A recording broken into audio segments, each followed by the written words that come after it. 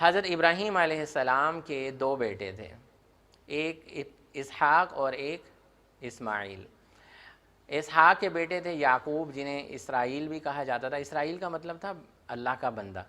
تو حضرت یعقوب کے 12 بیٹے تھے، جیسے ہم جانتے بھی ہیں، اگر آپ لوگ قرآن سے لنکڈ ہیں، کہ یوسف علیہ السلام، بنیامین، اور اس کے علاوہ اور بھی بیٹے تھے حضرت یعقوب علیہ السلام کے۔ تو یعقوب علیہ السلام کا لقب کیا تھا؟ اسرائیل۔ اور یعقوب علیہ السلام کی اولاد سے آگے جتنے لوگ ہیں انہیں کیا کہتے ہیں؟ بنی اسرائیل۔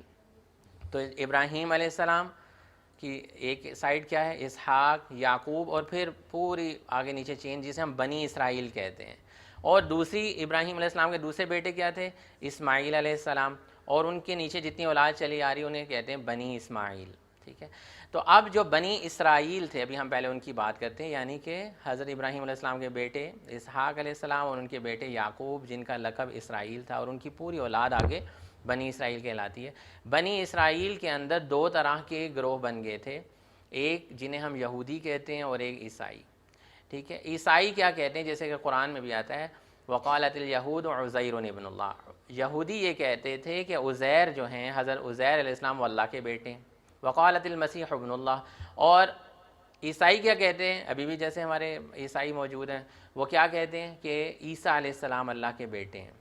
ٹھیک ہے، لیکن یہ یاد رہے کہ ان سب کے اوپر اللہ تعالیٰ نے کتابیں نازل کیں، وحی آتی تھی، لیکن یہ کیا کر دیتے تھے؟ اس وحی کو بدل دیتے تھے اپنی مرضی کے مطابق۔ اس کے اندر ان کے جو اسکالرز تھے، علماء جو تھے، وہ وقتاً فوقتاً ان کی کتابوں کے اندر چینج لاتے رہے۔ بہرحال ان کو کیا کہا جاتا ہے؟ اہل کتاب۔ کیا کہا جاتا ہے؟